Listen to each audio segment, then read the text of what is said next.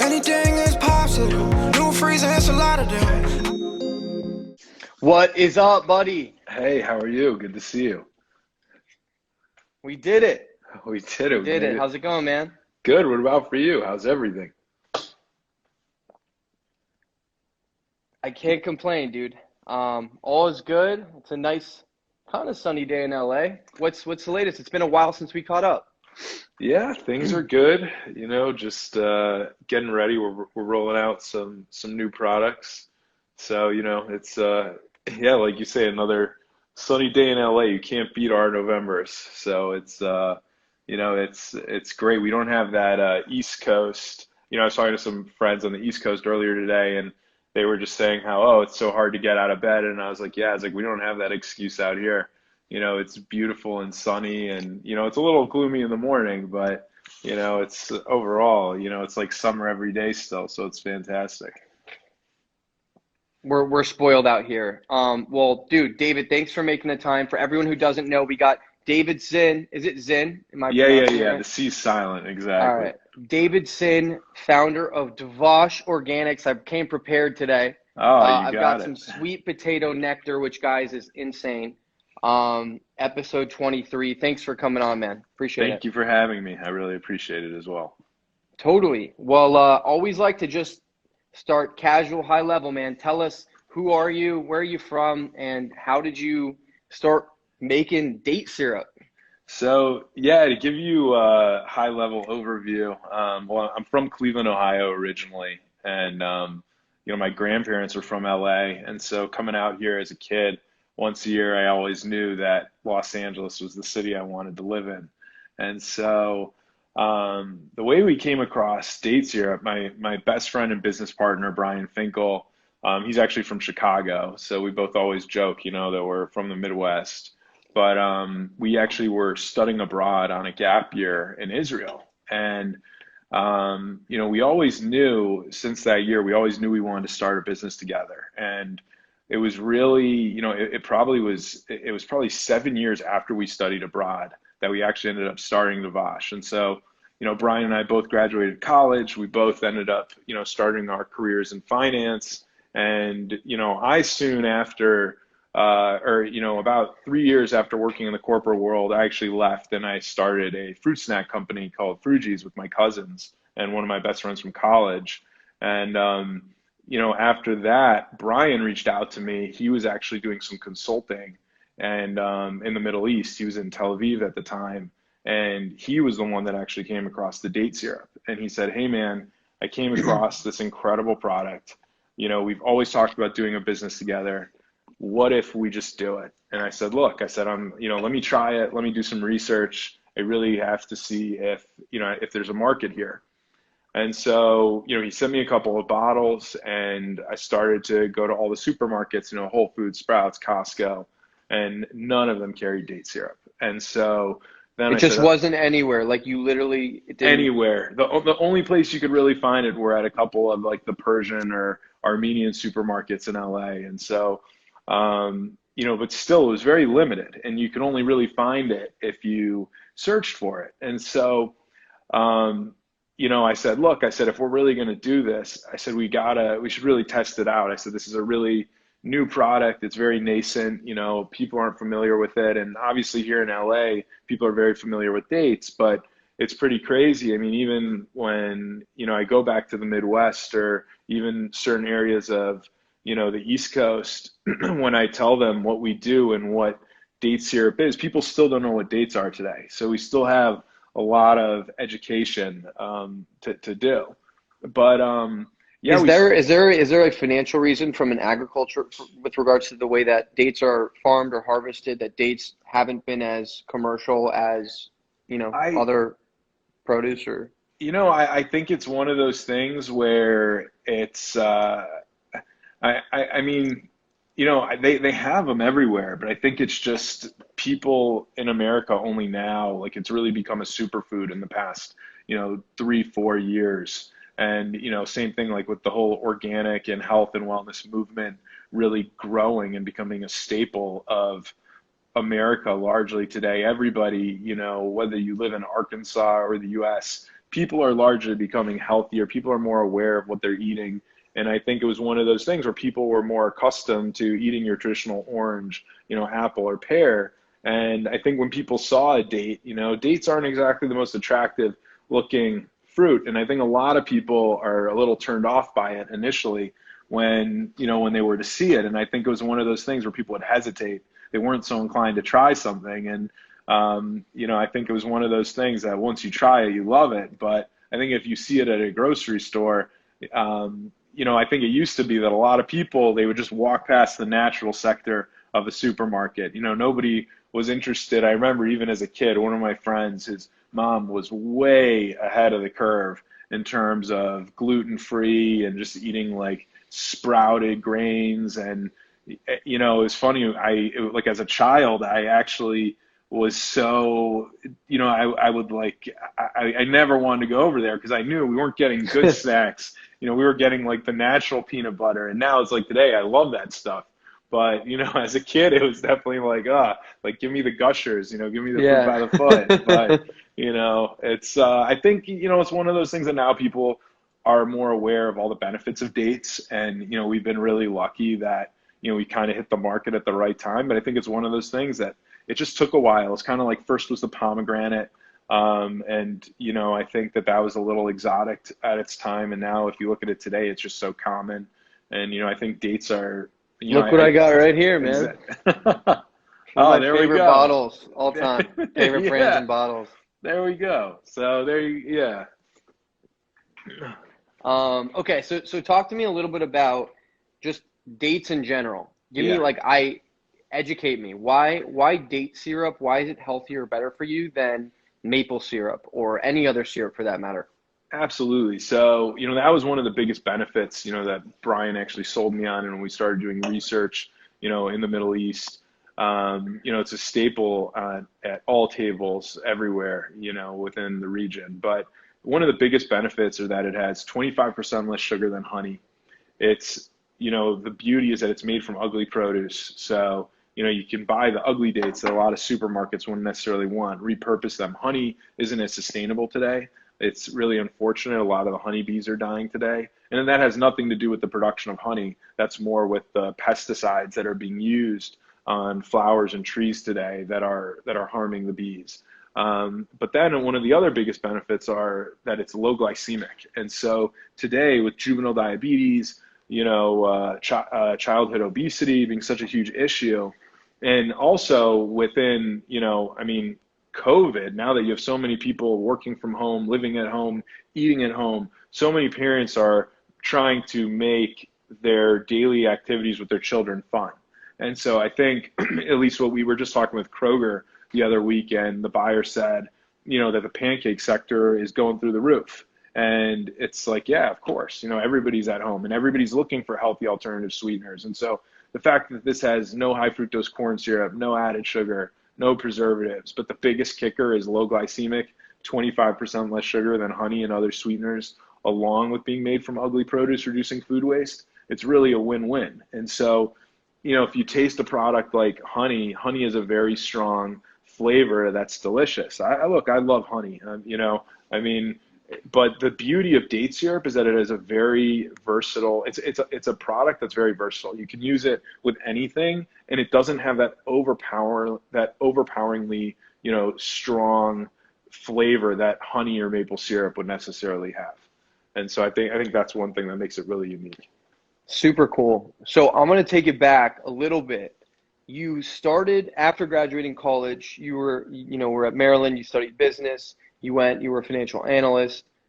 How did you get into Frugies? How did you just say, quit a kind of a comfortable career path to go into that, pretty high risk, scary, but at the time, I think you were one of the early adopters of, fruit snacks and pouches. So you talk a little bit about that career transition, because I think a lot of people would love to start businesses, but have no idea where to start or don't, it takes a lot of courage to go do that. So. Yeah, I have to give a lot of credit to, honestly, my grandmother, who lived out here at the time. She was diagnosed with pancreatic cancer, and that was one of the things that actually led me to come out here initially was, I was very close to my grandparents and I was very close to my cousins, and we always had ideas. And it was funny when I was leaving my financial job, or my job in finance. I remember I was talking with the other analysts, and I had this idea. I actually wanted to start a tea company called Immortality. Never started it, but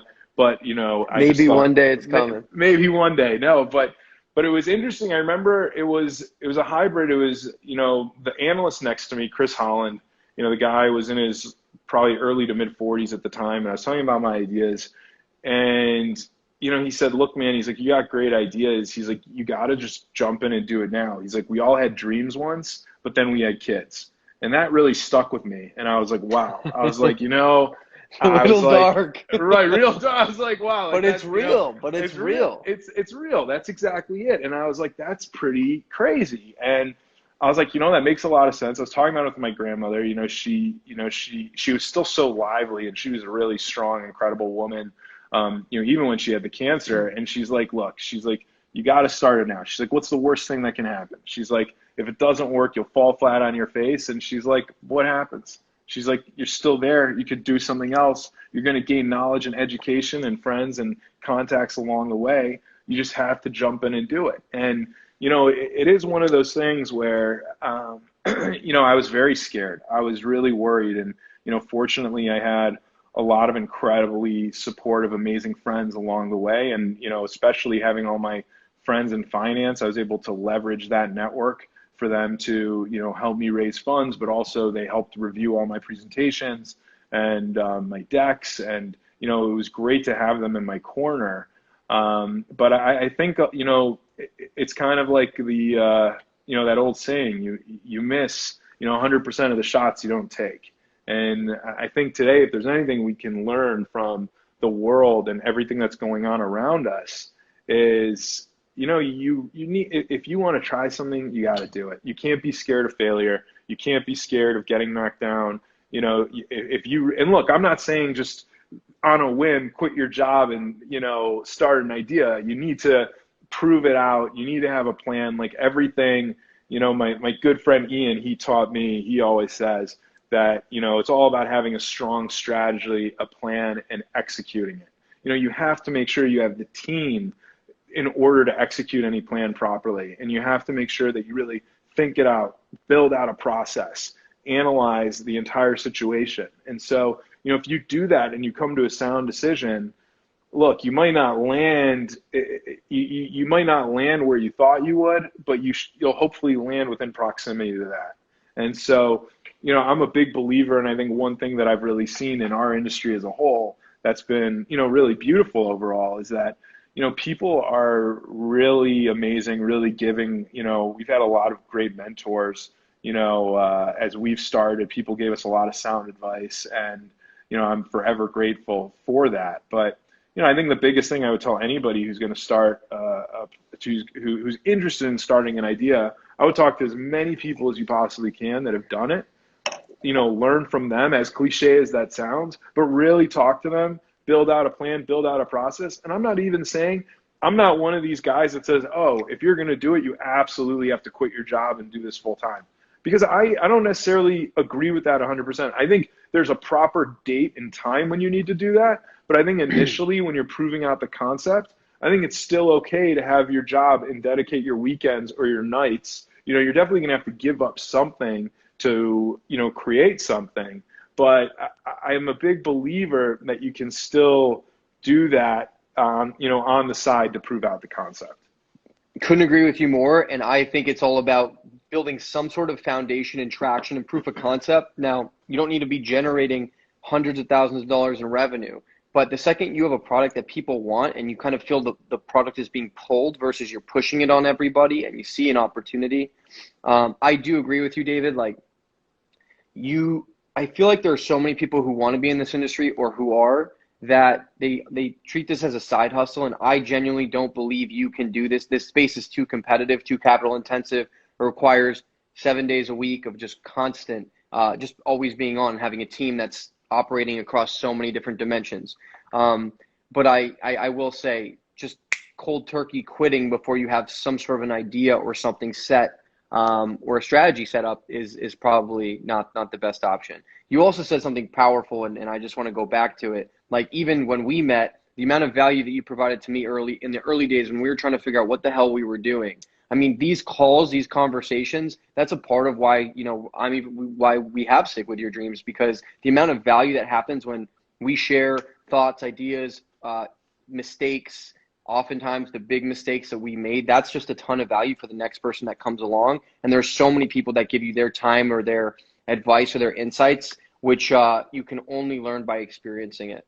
So you've been amazing and so helpful to me. So I'm grateful for that. And it sounds like you've had great mentors along the way. So I'm glad. Anything I can do to help, I'm always there. Appreciate that, man. So look, it's pretty impressive to take two brands to Frugi's plus 6,000 plus stores, Devosh currently in over 6,000 doors. Can you talk a little bit about creating two different products in separate categories, and maybe some really key lessons that you learned from taking an idea to scale nationwide? Yeah, what I would really tell everybody is, honestly, you really don't want to bite off more than you can chew. And, it's what we've really learned is, look, it's certainly not easy to get into stores, but it is much harder to sell on shelf. And so what I always tell everybody is definitely focus on, if you can get into 50 Whole Foods stores, within the local program, or, 50 Wegman stores, do that. Prove out the concept. Sell, if you sell, 2 units per store per SKU a week there, for your first 1, 2, 3 months, I want you to Double get it up to exactly double it. Keep doubling it. Once you do that, SKU rationalization, cut out the SKUs that aren't working. That's exactly it. And that's and I think that's what's also really hard for a lot of founders, is that in order to win, you have to be willing to pivot to success.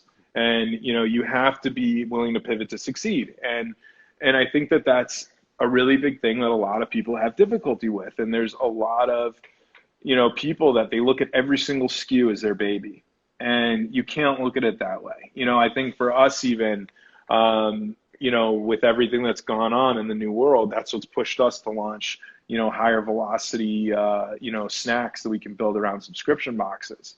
But I was going to say, back to your question, one of the things that I think a lot of entrepreneurs don't focus on, which, we really focused on from the beginning, is really building out a sound plan to being profitable. And so, we learned early on, and we're very grateful for our investors and all the people that have taken a chance on us. And, that it's really amazing to have them in our corner. But, one of our main investors, this guy, Zev Weiss, really incredible guy. He was the previous CEO of American Greetings and just a phenomenal human being. But he always said, he's like, look, guys, he's like, I don't want to own your business. I want you guys to own your business. And, he's always championed us to focus on being profitable, focus on positive EBITDA. And, we've seen, like, there's too many brands, I think, in the CPG space today that get trapped in the tech model, where it's like you're only focusing on top line growth. And I think that's great. Venture model, venture-backed businesses that shouldn't be venture-backed. Exactly. And I think that it forces the entrepreneur in a very difficult situation, because then you're reliant on constantly raising funds. You're reliant on constantly raising capital to grow your business, and that's not sustainable. And so for us, we really made that a priority. And now look, do I wonder, it's one of those things where if you took a bunch of money, poured it in, could you, take off like a rocket ship and become the next Kind Bar? Possibly. But, I think we're taking enough risks. There's a big graveyard of a bunch of people who did not. Right, exactly. And so, that one of the biggest things I would say to anyone is make sure you analyze, make sure that you really stay true to your company, but to your financials. Like, really, think we have a great accountant. We have look, I have a great business partner. We support each other incredibly well. And I think that's really important for anyone. I think that a lot of solo founders, I have so much respect for them, because honestly, I don't know how they do it. I could never stay sane if there was just one of me. But I think, you know, a lot of the keys to that have really allowed us to grow is, you know, Brian and I completely trust each other. We both have, you know, different strengths that complement each other. And the other thing that we've learned how to do really well is really trust our team and delegate. And so, you know, we don't get caught up in all the details the way that we originally did. Now, we still stay on top of it. We talk to our team members every day, but I have trust in every single person on my team who I'm giving a job or a task to. And so the whole reason I have them is so that they can focus on that, so that Brian and I can focus on doing something else. And so I think where a lot of entrepreneurs also forget is, you know, if you're going to hire someone, you need to make sure that you're bringing them on for the right reasons and that you're going to give them that trust and that, you know, you're going to be able to learn something from them. And ideally, you're going to be hiring somebody, honestly, that's smarter than you so that, you know, you can receive their advice and make your own decisions from it. But if they're exactly like you, then you're not really learning anything new. So, you know, I think that, you know, some of the big, Profitability, margin optimization, hiring the right people. That's what I exactly. heard. Yeah. It's really, really smart. Really smart. Sorry, someone's at the door. No worries. Um, I couldn't agree with you more, David. It's the common theme I keep seeing time and time again. I also, like, I was in finance, and there's a lot of capital flowing into the space. There are a lot of brands being created. It's sexy. It's a hot industry. But having a long-term view and building something over 5, 7, 10 years versus trying to crank it out in 2 to 3, the second you really start bringing in large sums of venture money, if you have access to it, you start making aggressive decisions and not thinking about metrics like velocity or you know, thoughtful, profitable channels that you want to go into or retail partners that you want to partner with. You really start just chasing a top line revenue number, which works for software businesses. Right. And not always, unless you get some strategic that's going to buy you, or a nice, you know, exit opportunity, which statistically the probability of that happening is very, very low. So Yeah, no, absolutely. it's awesome, man. Talk to me a little bit about where Dvosh is now, kind of from day one Dvosh to kind of the scale and what we should expect to see as you guys continue evolving the bread. Yeah, you know, it's been pretty amazing. I mean, you know, day one, we really just started with, you know, one SKU, which we've actually, you know, we just changed the branding. It's pretty cool. It's all gold. It's really beautiful. I I think saw that. It's our really design. nice. Thank you. Yeah. So we're looking to really, you know, keep things clean and simple. And, you know, this is honestly, a good topic that, or, you know, that we learned that could maybe help out a lot of other founders out there. But for instance, when we started, we had our organic SKU, which was our date nectar, and we had our non-GMO SKU, which was our date syrup, that both come from 2 different types of dates. But we realized that through Amazon, one of the key search words is date syrup. Nobody was searching for date nectar. So we switched the term date nectar to date syrup. So now we have, you know, the organic date syrup and the non-GMO date syrup. But I think that's something that, going back to what we discussed earlier on the pivoting side, you know, is something pretty cool, which we've seen incredible growth and success from, just from that minor little change. And, but yeah, for us, you know, we started with just one product, and really what we built our entire model around was developing superfood sweeteners, marinades, and dressings that are natural. And the one thing that all of our current Dvosh products have is they're made from 1 or 2 ingredients. And so the sweet potato nectar is made from ugly sweet potatoes that we buy from farms in North Carolina. There we go. We've got our cayenne nectar, which is made from dates and just cayenne. So it's healthier than any other marinade, no high fructose corn syrup, added sugar, no coloring, very clean, just really great. And then, you know, since COVID, we've, you know, we're rolling out a line of chocolate and robe dates, and we're actually rolling out a line of bars. So I'm really excited. Boom. This is one of First look. So these are coming. Yeah, first look. These are going to be arriving. Epic. Dude, those look amazing. Thank you. Awesome. So it's pretty cool. I got to send you a box of samples, but we're launching a line of chocolate and robe dates and date energy bars. So they're clean bars, no added sugar or preservatives. It's really just dates, cacao, and then various nuts and fruits. And so I'm really excited to see where that lands. And, we're really looking to build some strong subscription models around that. But yeah, I mean, it's really amazing. Like we really started, Whole Foods was the first set of stores that really gave us a chance. And then from there, we took our Whole Foods data, we presented it to Wegmans. And that's a model that I tell a lot of entrepreneurs to follow. Start with Whole Foods, then go to Wegmans. The reason why is because they both give you data for free. And so, as we all know, data is expensive. I love the guys at Nielsen, but, spending X amount of dollars on data gets very expensive. And so true. using the Whole Foods and Wegmans data for free and using that to really, because there you can see exactly how your product's doing. Every week, got to drill that data. It's fantastic. Void reports, boom, baby. That's awesome. Exactly it. So you do that, you take that, and then you replicate it. And it's one of those things where that model has worked really well for us. And we've been really blessed just by hustling, and I think by having a unique product, we've been able to get on a lot of people's radars and, attention. And look, I think it's one of those things that there's a lot of reasons why businesses succeed and a lot of reasons why businesses fail. But if there's anything I've seen, I think in today's world, branding is obviously the most, I think obviously you need to have a great product. You need to have the right price point.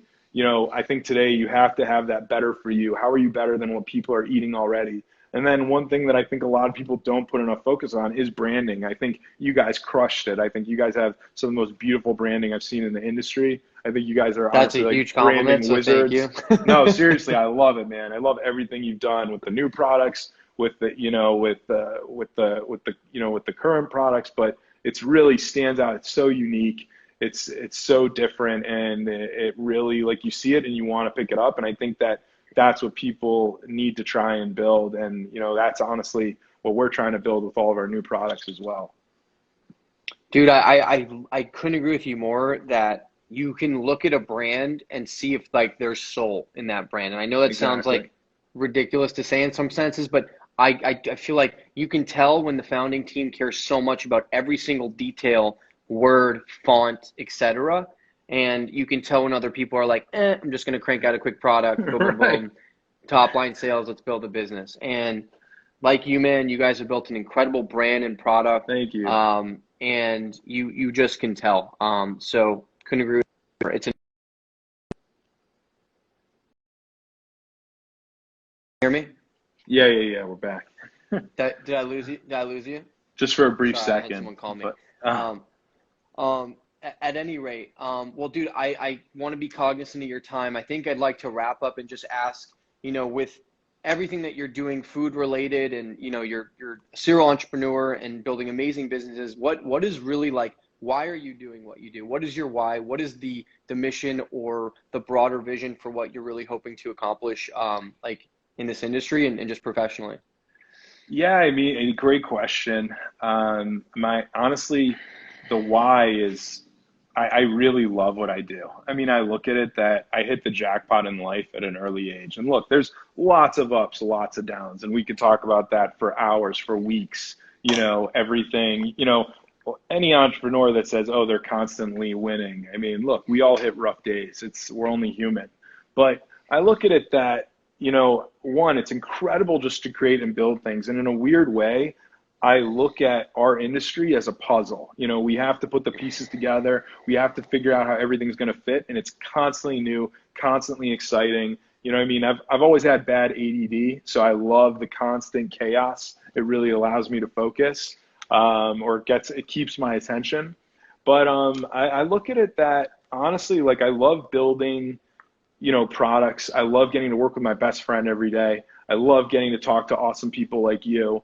But I think that, it's really, what we're doing is amazing. And I'm sure you can relate, but there's nothing more awesome than when you get an email from, a customer or a fan, and they're like, hey guys, I love this product so much. Or, hey guys, my son, he has juvenile diabetes. We came across your product at a juvenile diabetes research foundation, and I'm so excited I can give him this product with his pancakes every morning. And it's like little things like that. Or a tag on Instagram, or watching someone eat your product or post about it. that was in your head and you brought it to the world, and like people are interacting with your idea and vision every day. It's the most fulfilling thing in the world. It is. I mean, it never gets old. Like, you know, my fiance will go crazy when, you know, she sends me to the store to, like, I love going to the supermarket. Like I'm one, Me you too. know, I'm a to me, huge nerd. yeah, like product, you know, all the ideas flow from there. And she'll be like, David, can you pick up, you know, we're making tacos one night. Hey, can you pick up some peppers and some onions? I'll be gone for like 2.5 4 hours. hours later. Right. And she's like, this is it. She's like, we need to order it every single time because you'll never come home. But it's, Right. you know, it is one of those things, like when I see my friends' products, my product, it's like, you know, it's just awesome. Like you have so much pride. Like I get so much pride when, you know, I see our product or anybody we know product on the shelf. And it's like, I know how hard it was. I know how difficult it was to get there. And, you know, it's a hustle, but it's a lot of fun. Dude, I love it. I love it, man. Well, bottom line, David, congratulations on everything. Huge fan of everything you guys have built. Thank you. I'm excited to see the new products roll out. And once again, man, I really appreciate your time today. So thank you. Absolutely. Thank you for having me. And I really appreciate it as well. Awesome, buddy. Talk soon. Yeah. Have a great weekend.